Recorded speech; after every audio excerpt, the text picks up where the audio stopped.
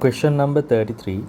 0.01 moles of N2 gas, 0.1 moles of H2 gas and 0.4 moles of ammonia gas were inserted into a 1 decimeter cube rigid closed container and allowed to reach the equilibrium at 500 Kelvin as given below. Which of the following statements are correct for the changes in the system from the initial stage to equilibrium? QC is the reaction quotient.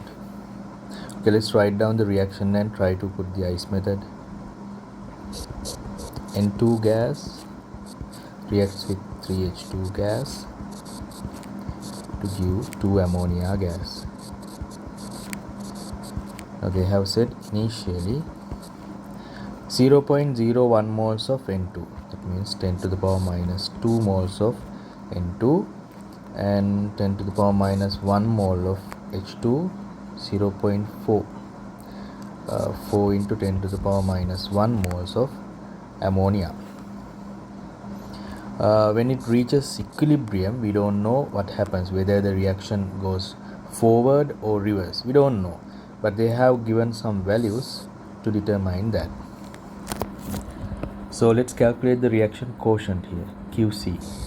QC will be equals to ammonia concentration squared divided by N2 concentration into H2 concentration cube.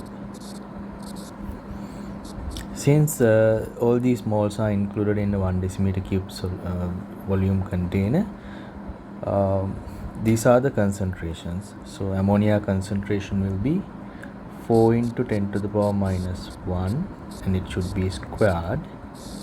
N2 concentration is 10 to the power minus 2. H2 concentration is 10 to the power minus 1 to the power 3. So the QC value will be, this is 16 into 10 to the power minus 2 divided by 10 to the power minus 2 into 10 to the power minus 3. So this gets cancelled off. This 10 to the power minus 3 goes up, 16 and 10 to the power 3. So it's 16,000. Now we can see that QC is greater than KC, because this is 16,000, this is 200. So when you mark it on a number line, let's say KC here, QC here, QC is greater. So when reaches equilibrium, QC goes to KC. So this arrow shows the direction of the equilibrium point. Equilibrium point shifts to the left.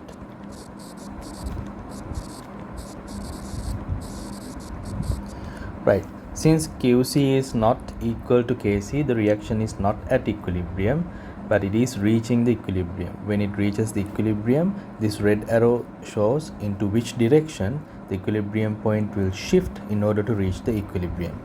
Therefore, the answers should be QC greater than KC, QC greater than KC. The other two statements are incorrect. They say QC is lesser than KC. And since the reaction goes backwards, ammonia will produce N2 and H2, not the other way around. So the statement A is correct. Ammonia starts to produce N2 and H2. Yes. So this statement is correct, but the D statement doesn't say, it says the opposite, so it will be incorrect. So only A is the answer. Therefore, the answer will be 5. So let's move on to the next question.